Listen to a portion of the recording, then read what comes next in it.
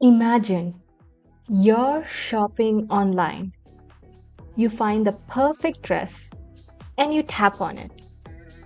And all of a sudden, the app just freezes. We've all been there, right? And it's quite frustrating. That moment where you're just staring at the screen, waiting and wondering if you should close it and try again or just sit there and wait. Now, what if that same app just loaded in 2 seconds? Your experience would be actually completely different. You would even be happy. And honestly, the business would be happy too. Because when you have happy customers, your business is obviously going to do well. So that difference between the app that freezes and the one that loads in 2 seconds all comes down to something called the big O. So, what actually is big O? Well, big O is how we measure how fast and efficient the solution is to a problem. Now, that solution is just a set of steps a computer follows to get something done. So, those set of steps a computer follows to get something done is actually called an algorithm. So think of an algorithm like a cookbook recipe. Now a recipe is just a set of steps to make a dish, right? So an algorithm is just steps to solve a problem. And just like that, you could literally have two different recipes that could make the same dish. So maybe you have a favorite dish and you have one recipe which could make the dish in 20 minutes, whereas there's another version of the recipe which does the same dish but it takes 2 hours. So similarly, you could also have two algorithms that could solve the exact same problem but at very different speeds. So big O is how we measure that difference. And here's the thing. The speed of an algorithm depends on one thing above everything else.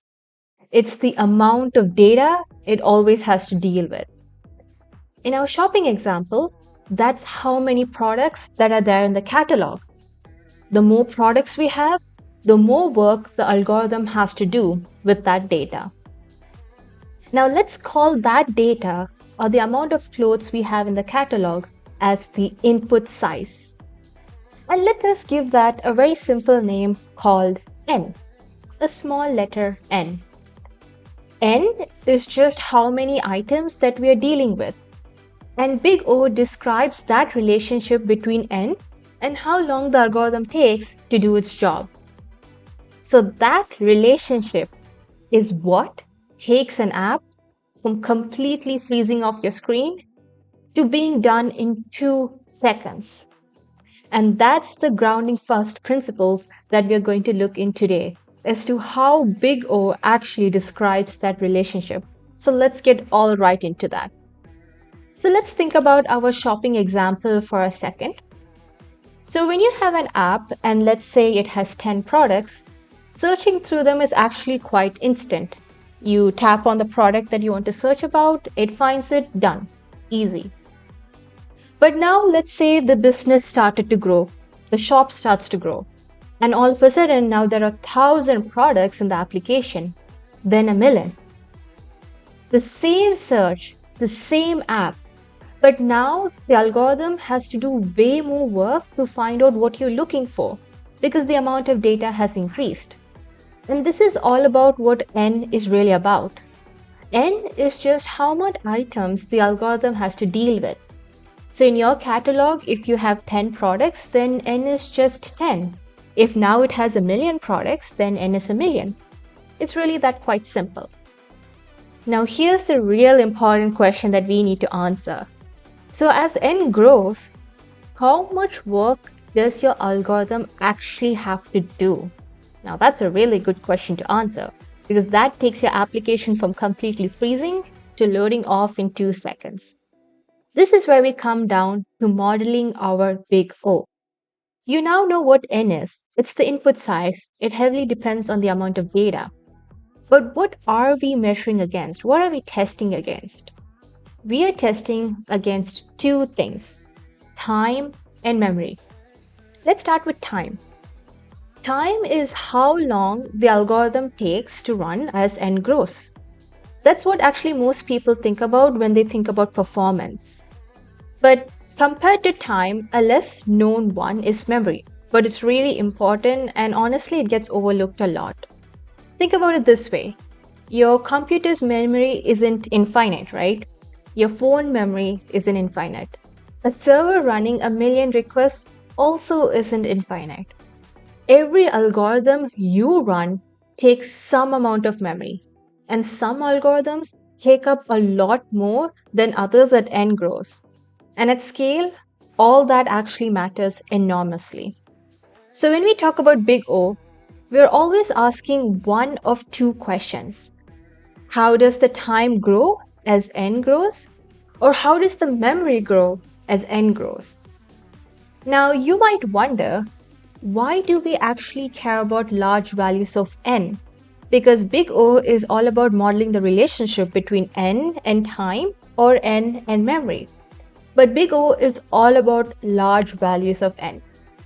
The reason we care about large values of n and not about small values is because small values don't actually tell you anything much important about the algorithm.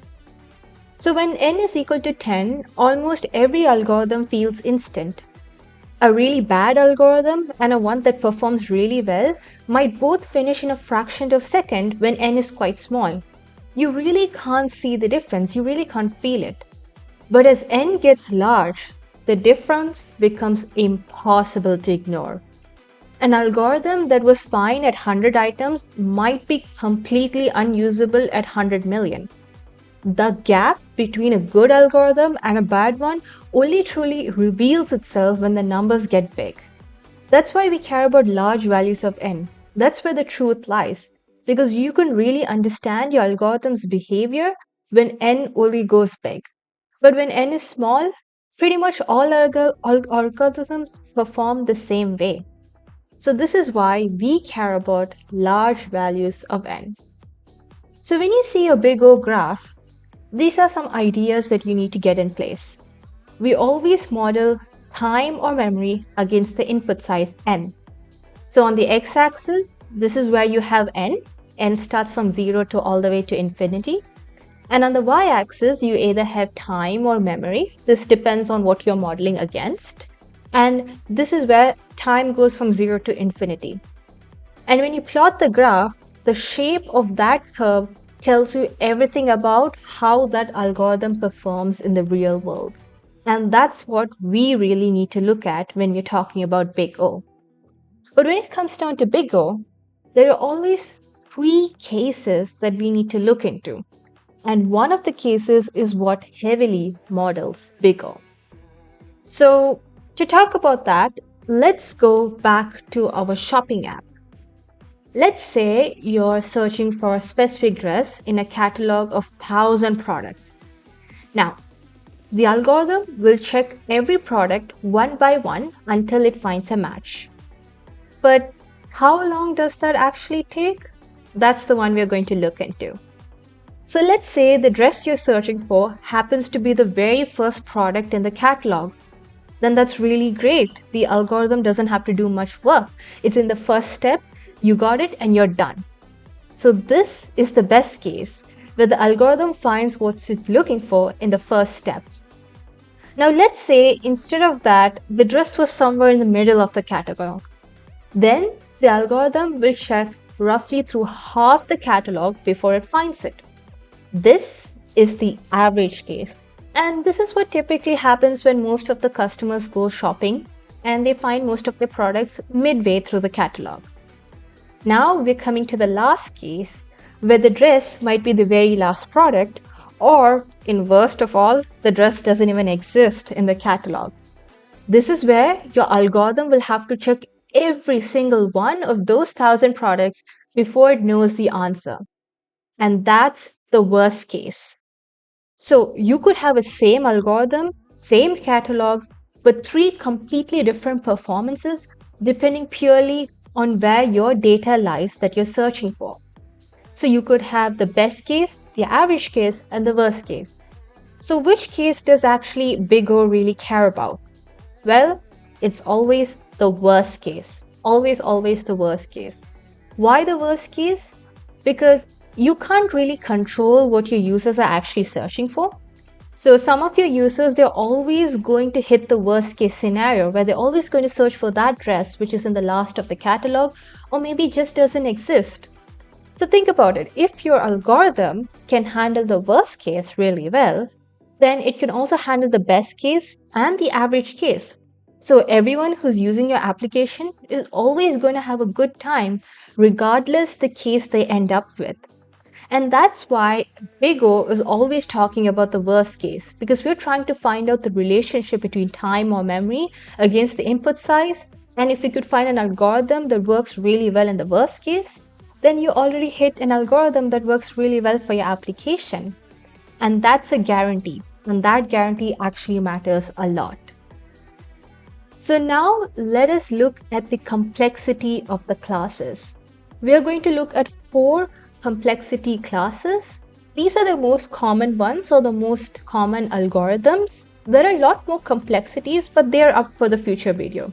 So let us dive into 4 complexity classes. And for each one, I really want you to feel the difference. Not just know it, but feel it. And if you feel it, you will be able to identify any algorithm, how complex that is, and why the Big O really matters. So let's start off with the best case scenario or the most wanted case algorithm, and then slowly move on to the worst algorithm, which you would always try to prevent having one. So let's start with the best of the best, the constant time. So let me give you a really good example. Imagine you have a locker and you have stored your luggages inside that locker. Let's say the room is filled with 10 lockers and you are having locker number 7. So despite having 10 lockers in the room, you would directly walk up to locker number 7 because you know that's where your luggages are being stored. Now imagine the staff decided to expand the amount of lockers in the room and now it went down to 100 lockers. Now, although there are 100 lockers in the room, that won't really affect you because you know that you need to go to locker number 7 because that's where your luggage is. So even if they expand to 1,000 lockers, you're still going to go to number 7. So you don't really worry about the amount of lockers that are there in the room because you know you're always going to walk to locker number 7. So the time you take to go to locker number 7 is just one step. Because no matter how much the input size or the number of lockers increase, you always end up just taking one step to find your locker. And that's what is constant time, and that's represented by O of 1. O here represents Big O, and 1 is the time complexity. So it's always constant.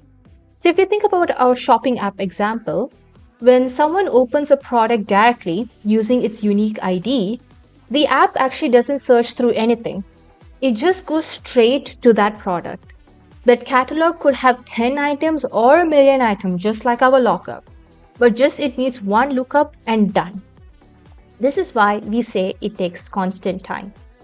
Now let's look at the table. Now when n is 10, the time it takes is just one step.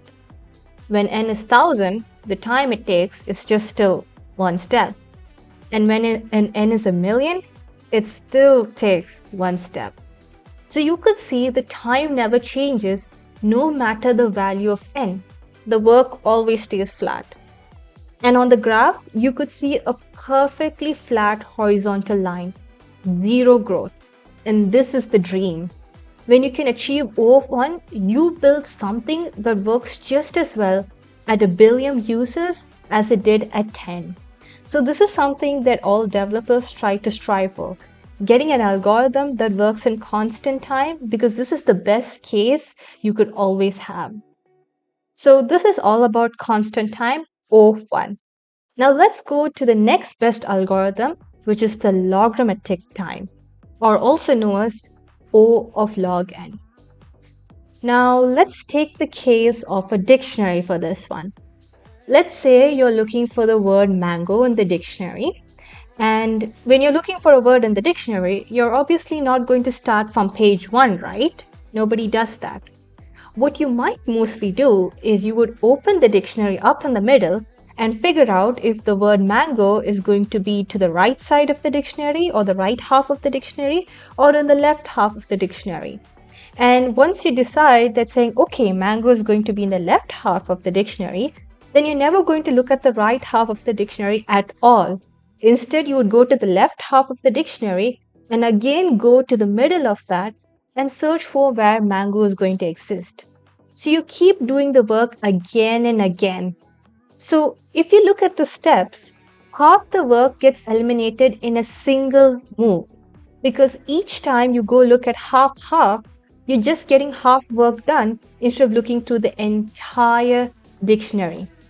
So every step you take cuts the remaining work in half, and you never have to look at most of the dictionary.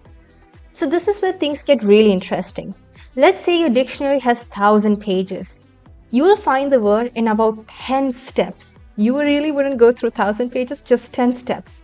And when you have 1,000,000 pages in the big dictionary, you would only take about 20 steps. 1,000 times more data and the work has barely doubled. And that is really extraordinary because that is O of log n, the logarithmic time. So in the case of when you have 1,000 pages, it's 10 steps. Why?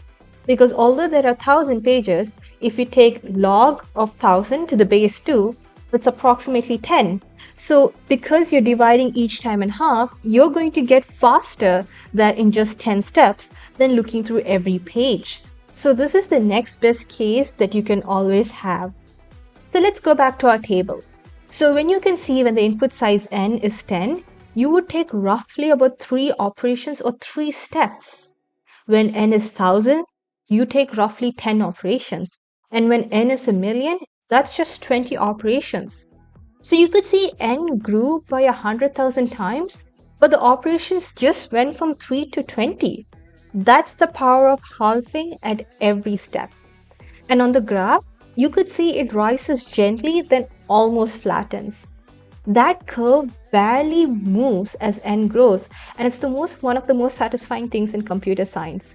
If O1 is the dream, then O of log n is the next best thing that you can have. It's one of the most efficient algorithms after constant time. So this is all about O of log n. Now let's move to the third best algorithm, which is the linear time or O of n. Now this one is actually pretty easier to understand comparing to the other algorithms. So let's go to a supermarket and let's say you're looking for a cereal box on the supermarket shelf. There's no labels, there's no organizations, just boxes in random orders. So what would you actually do if you're searching for your cereal? So you would start all the way from the left and you would check every single one until you find the box that you're looking for, right?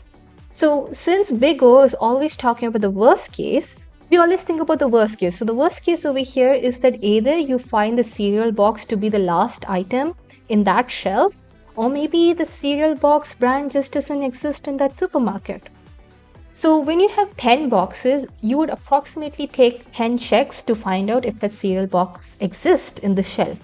If there were 100 cereal boxes, then you would take about 100 steps. If there were thousands, you would take about 1,000 steps. So you double the box, double the work. So it's almost like it's perfectly proportional. So every extra box adds one extra check. So that's O of n, linear time. Thinking about our shopping app, when you're scanning through every product once to find all dresses maybe under 50 reals, every product gets checked once.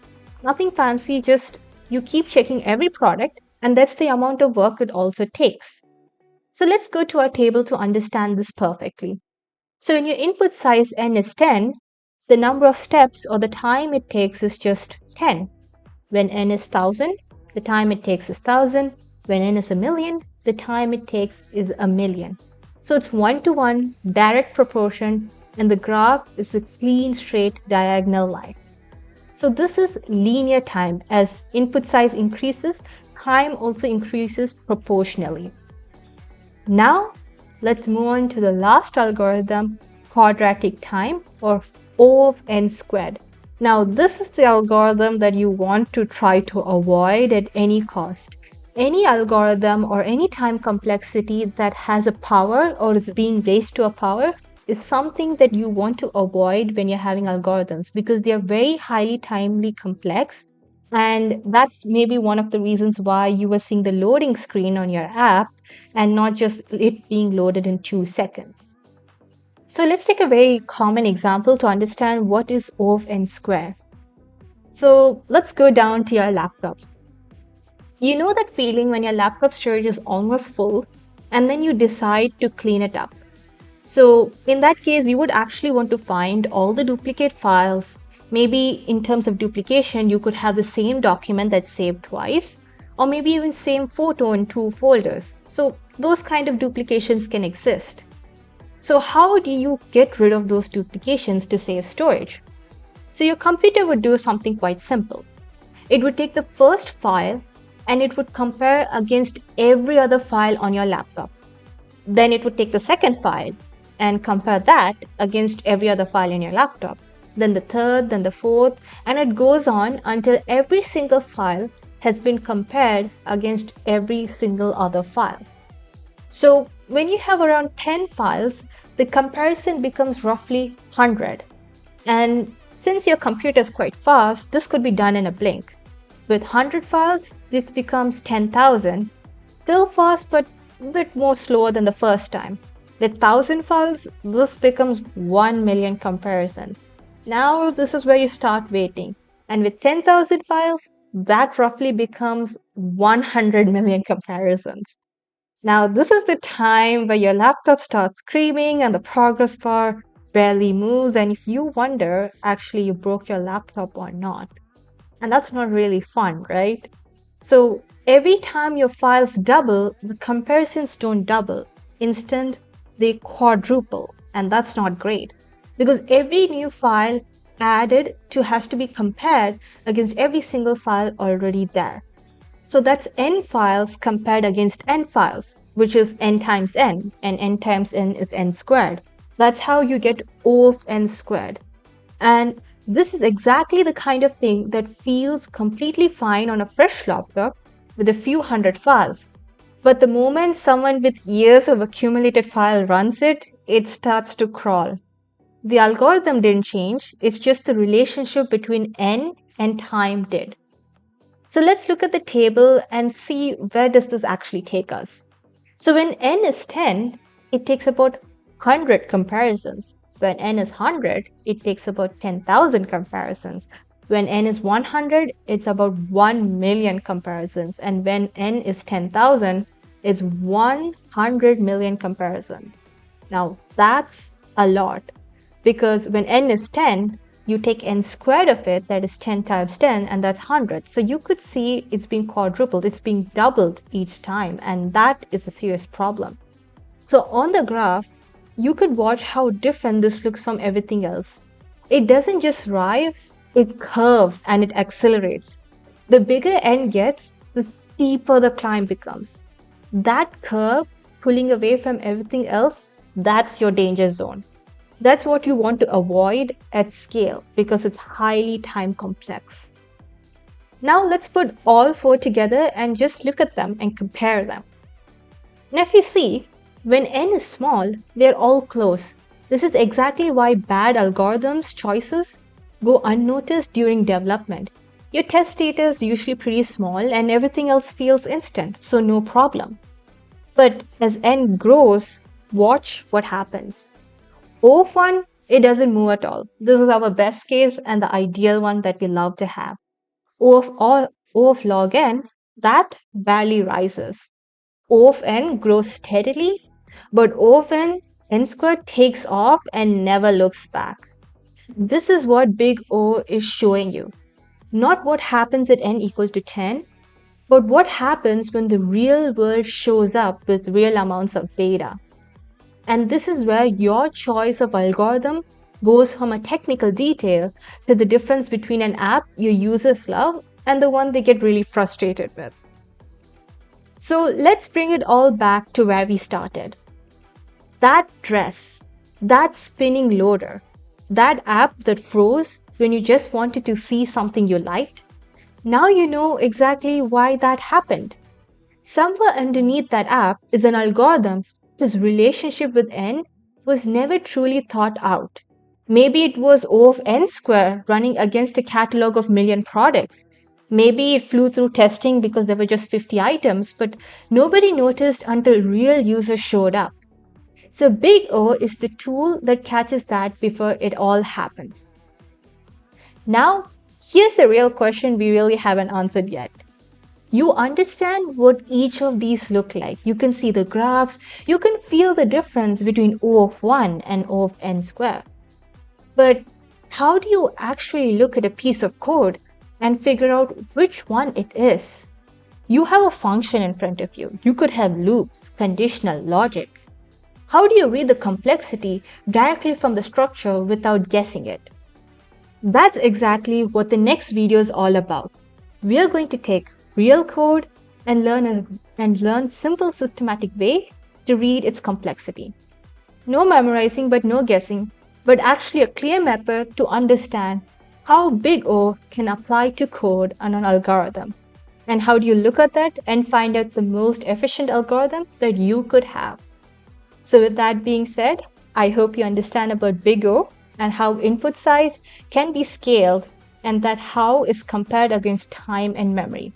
With this in mind, let's jump to the next video and I'll see you there on how we can apply it to code.